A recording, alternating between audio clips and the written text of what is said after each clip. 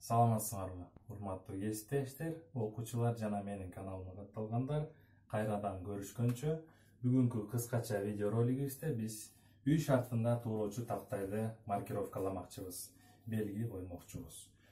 Биринчиден, туурочу тактай желимден жасалган жана пресстелген фанерадан жасалганы болбош керек. Туурочу тактай катуу бекем жыгачтан жасалуу керек. Ар бирибиздин үйүбүздө жок дегенде 5-6дан туурочу тактай болуш керек. 5-6 тактай эмне кереги бар деп суроо беришиңер мүмкүн. Биринчи, бул чийкетке, бир бышкан этке өзүнчө, чийки жашылчага өзүнчө, бышкан жашылчага өзүнчө, нандыкы сөзсүз түрдө өзүнчө жана деңиз жана балык азыктарына өзүнчө туурочу тактай болуш керек. Ошону менен жок дегенде 6 туурочу тактай болуш керек. Анда эмесе биз бүгүн бир тактайыбызды маркировкаламакчыбыз үй шартында. Маркировкалоо үчүн биринчиден коопсуздук эрежелерин сактоо үчүн көз айнекти кийебиз. Экинчиден бизге мындай паяльник горелка керек болот. Ошондой эле үй шартында жасалган зымдан жасалган трафареттер керек болот. Биз чийки жашылчанын тактайын маркировкаламакчыбыз. Чийки жашылча 2 сөздөн туруп атат. Чийки жашылча 2 сөздүн баш тамгаларын туурочу тактайдын бетине түшүрөбүз. ЧЖ деген тамга. Анда эмесе биринчиден газды күйгүзөбүз.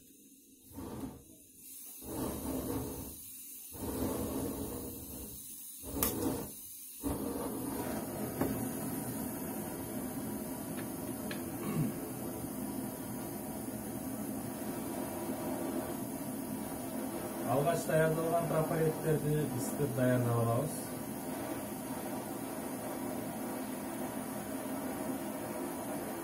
Туурочу тактайдын бетине эч убакта кол боёгун, тырмактарды боёгун лак менен боёгонго болбойт.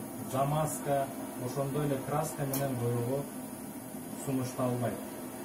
Эң туура жолу бул зымды ысытып, зымдан тамга жасап алып, анан күгүзсөңөр, выжигать этсеңер. Темир кызарып ызыгандан кийин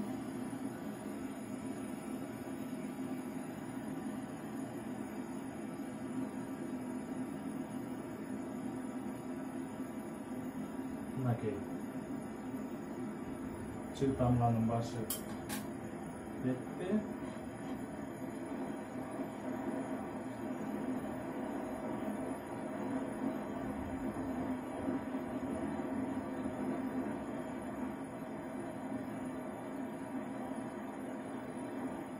Жакта үчүнчү трафареттибиз дагы даяр болуп келатат.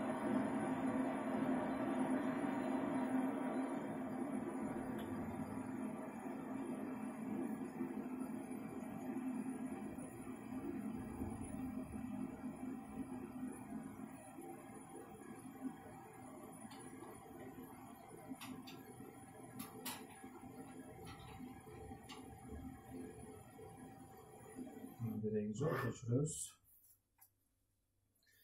Эми Ж тамгасын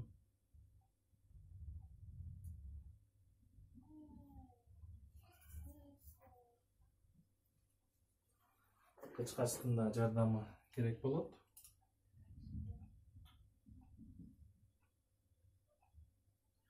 Кайрадан ысытат экенбиз.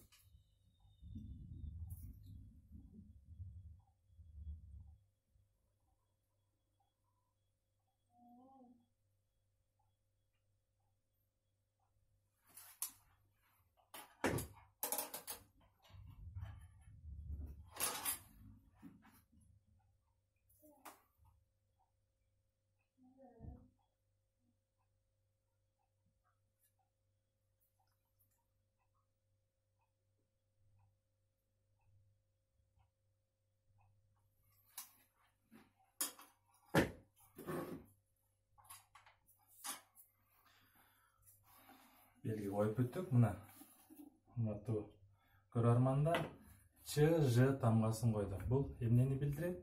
Чийки жашылча.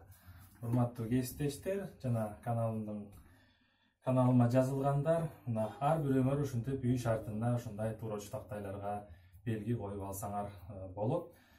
Эмне себептен? Себеп дегенде бир тактайдын үстүнө эле чийки этти, нанды, чийки жашылча, бышкан жашылчаларды туурагандар дагы бар. Андайга жол бербөө керек. Анткени чийки этти туурагандан кийин тактайдын бетинде көптөгөн микроорганизмдер калып калышы мүмкүн. Ошондуктан ар кандай илдетке чалдыгып калбаш үчүн биз ар бир азыкка өзүнчө ушундай маркировка коюп коймокчубуз. Сак саламатта калыңыздар.